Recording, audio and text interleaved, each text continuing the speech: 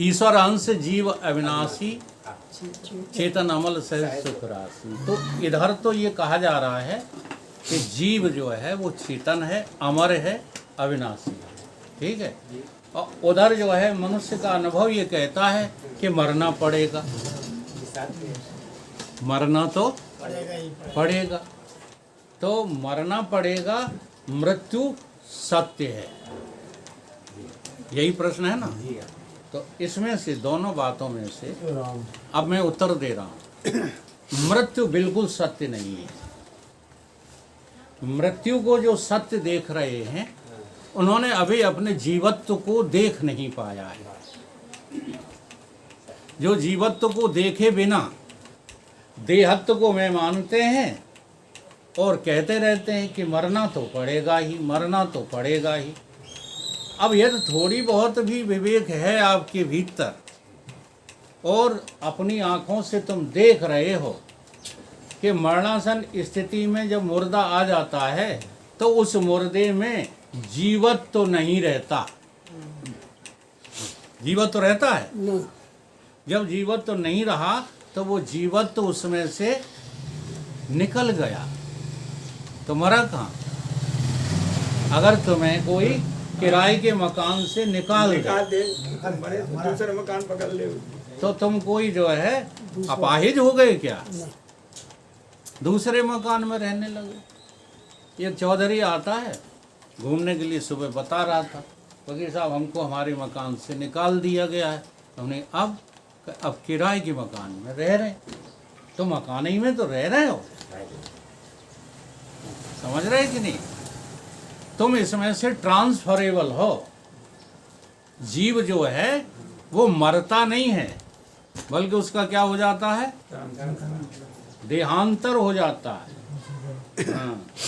देहो अस्मि यथा देहि कुमारम यौवनम जरा। अब तुम होशपूर्वक अपनी साधना करते नहीं हो, तुम बचपन वाली देह में से निकल गए कि बचपन मर गया? जरा ध्यान दो।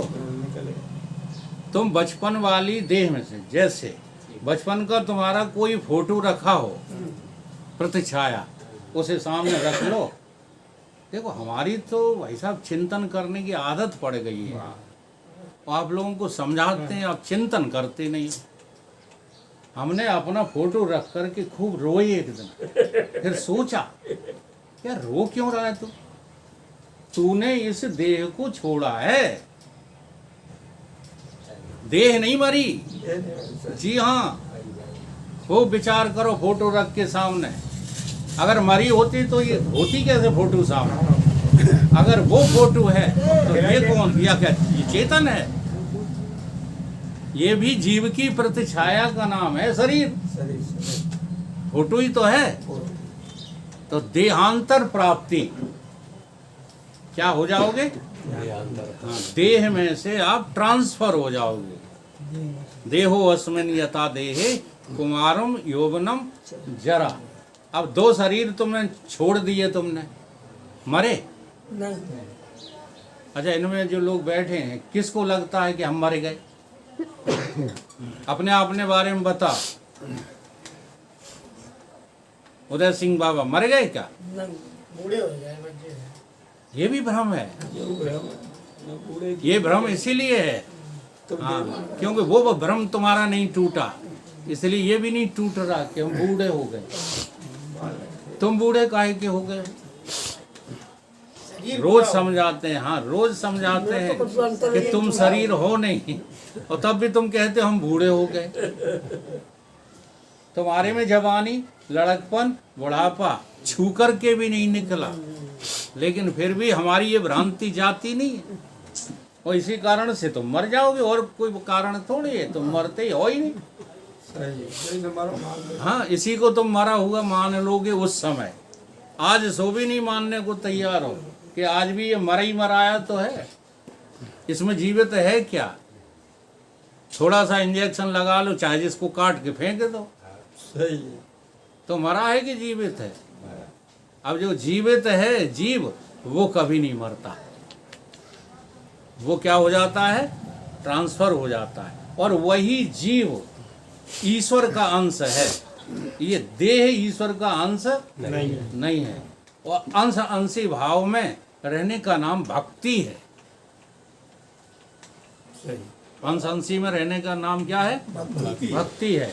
अगर तुम अपने जीवत्व को स्वीकार कर लोगे तो तुम्हें अपना अंशी केवल ईश्वर दिखाई देगा। संसार का कोई भी राजा महाराजा, नहीं लगेगा। सेठ, वैभव वाला राजा, प्रधानमंत्री, ये तुम्हें अपने स्वामी नहीं लगेंगे। कौन लगेगा? मेरा जो स्वामी है वो मेरा प्रभु ईश्वर है। अगर अंश अंशी भाव समझ में आ जाए तो तब इससे भी ऊंची एक समझ है, वो अभी बताएंगे नहीं। तो में अंश अंशी भाव भी कल्पित है, वो अभी क्लियर नहीं करेंगे। अभी आपके प्रश्न का हल है। जैसे तालाब के पानी की एक बूंद, अब उस बूंद का स्वामी कौन है? तुम्हारा गिलास, तुम्हारी कटोरी, तुम्हारी चम्मच? उस बूंद का स्वामी वो तालाब है, सागर है। हाँ, जिसकी वो बूंद है।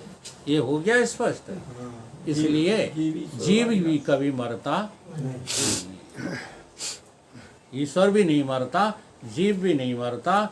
और सच पूछो तो देह भी मरता नहीं है, केवल तुम्हें धोखा है, केवल धोखा है।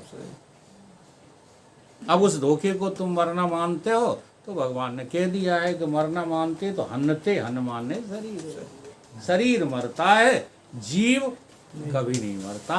और चेतन तत्व तो कभी जन्मता ही नहीं, तो मरेगा। ठीक है, छोटा सा प्रश्न था।